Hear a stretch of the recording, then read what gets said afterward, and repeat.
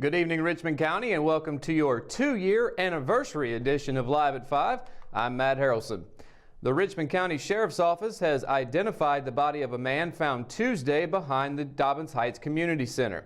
Investigators say the body is that of 17-year-old Malachi Jaheim Haley of NC 177 in Hamlet. His body has been sent to the North Carolina Chief Medical Examiner's office in Raleigh to determine a cause of death. Mayor Pro Tem Tyree Holloway told the RO that the body was discovered by a pool attendant while children were at the pool. Sheriff James Clemens said deputies were on the scene for about 15 minutes before the park and community center were closed at 3 p.m. Hamlet Fire and Rescue also responded to the scene, according to the sheriff's office. The investigation is ongoing and detectives are seeking leads. Anyone with information is encouraged to call the Sheriff's Office at 910-895-3232 or Richmond County Crime Stoppers at 910-997-5454. County Manager Brian Land told the Richmond County Board of Commissioners on Tuesday that sales tax revenues were up significantly for the month of May. Land said May was the county's strongest month of the year so far, outpacing the Christmas holidays. Land attributed the vast majority of the increase to the Epicenter event at Rockingham Dragway. According to Land, the revenues came in 34% above the budget, amounting to an extra $188,000. He noted that he expects to see additional increases as local trends track those of the national and state economies. The Enviva plant, which has been in the construction phase for almost 2 years, is now fully operational. The first load of wood pellets were shipped to the port in Wilmington last week. According to Land, production is going well. In terms of raw materials, 12 to 15 loads of wood in the form of logs and chips come into the plant hourly. Land said the facility will add $120 million to Richmond County's tax base and more than 80 high-paying jobs averaging more than $41,000 per year. Land reported that the solid waste staff picked up 692 bags of garbage last month with a combined weight of 7 tons.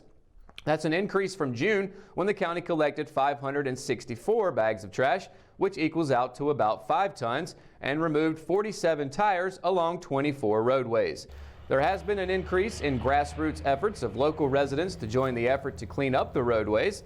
Volunteers from Towered Zero Waste Richmond County collected 4 bags of roadside trash along Chalk and Freeman Mill roads in late June. The 6-month-old Sherrall Water Project is nearing the end with 90% of the work complete. The project is expected to come close to the $1.7 million budget with startup, pressure testing, and chlorination by September 1st. The project should wrap up in mid to late September, according to the county manager. The next 2 phases of the Interstate 73-74 bypass are underway. Land said the let date for these portions of the project is planned for October of this year. This project has a price tag of more than $120 million, and Land noted that he and Public Works Director Jerry Alston are meeting with the North Carolina Department of Transportation officials monthly to review plans for the work. All right, and we return. We've got your Live at 5 weather report. Will the temperatures continue to climb? We'll let you know right after this. At Richmond County Hospice, we strive to provide high-quality care to our patients and their families. Whether it's the incredible hospitality at the Haven House or from the comfort of your own home, you can count on Hospice to be there for you. We also offer monthly grief support groups, and our chaplain will be there to hold your hand in prayer. Through our amazing staff and our volunteers, Hospice has made difficult times easier for our community. Call the number on your screen if you feel that you or your loved one may benefit from our services. Richmond County Hospice. Peace, comfort, dignity. Hometown heroes? Well, maybe. When it comes to backyard comfort and no pesky mosquitoes, call Brown Termite and Pest Control at 910-895-6410 or 910-276-8870. Their team of superheroes can take back control of your paradise. That's 910-895-6410 today.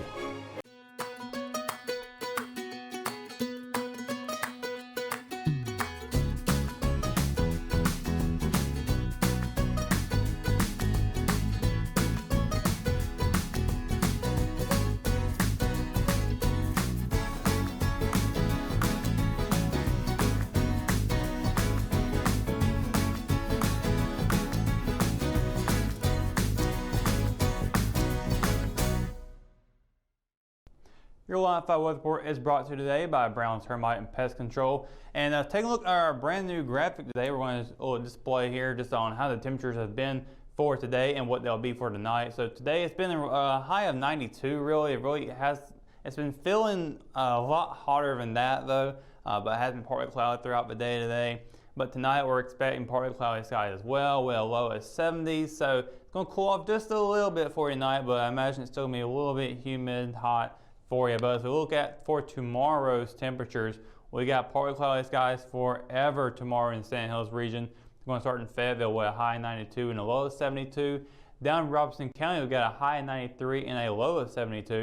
And in Rayford, it's going to be a high of 91 and a low of 70. Moving over to the western side of the region, we got Southern Pines with a high of 89, low of 69. That's probably the coolest you're going to see on this map.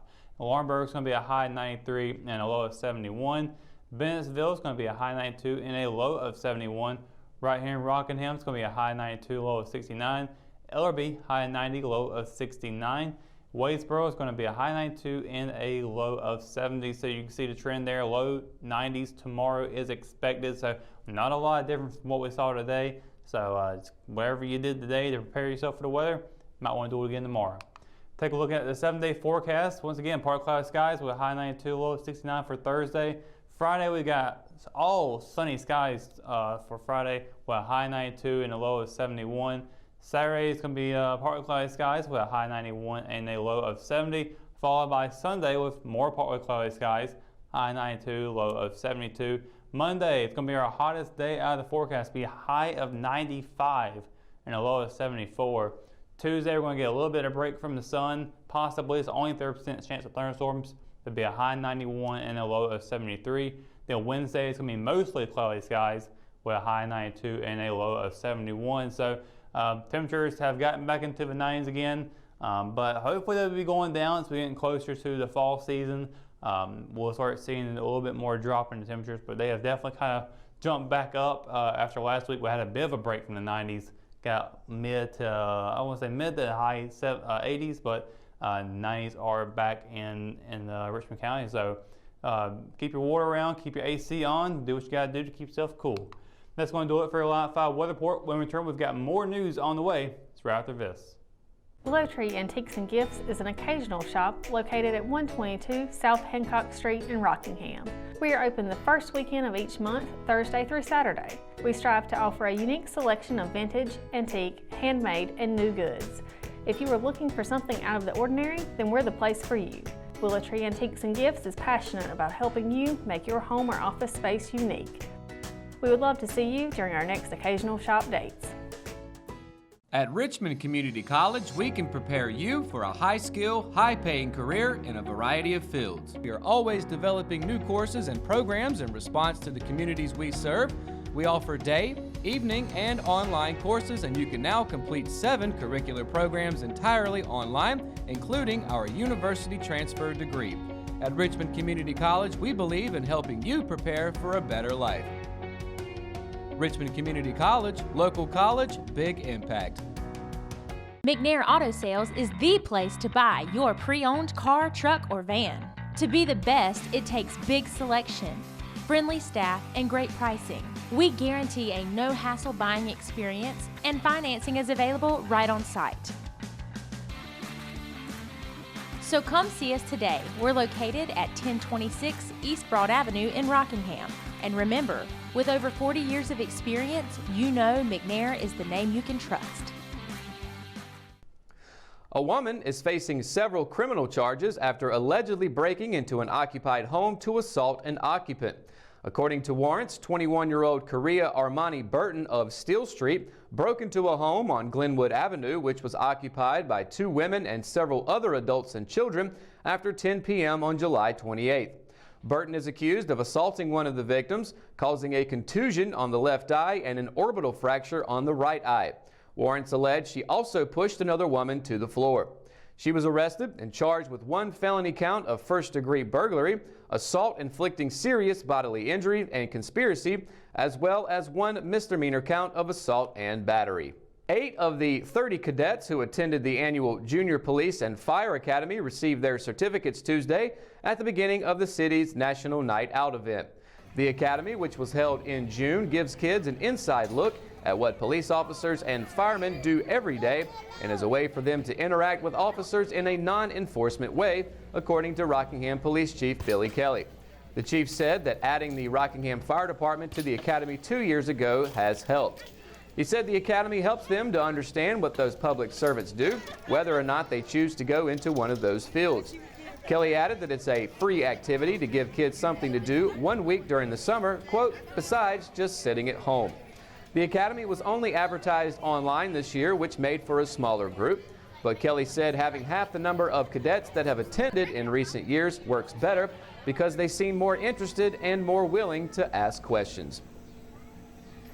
4 officers have been promoted and 1 has joined the ranks at the Hamlet Police Department. Michael Wayne Johnson, a Scotland County native, was hired as a patrolman late last month. He graduated last year from basic law enforcement training at Richmond Community College. Anthony Jacobs was recently promoted from patrol sergeant to lieutenant and is now the head of the detective division. He has been with the department for 4 years. Donald Ray Morton, formerly a patrol corporal, is also now a lieutenant and leads the patrol division. He has 13 years of law enforcement experience, including stints with the Rockingham and Wadesboro police departments.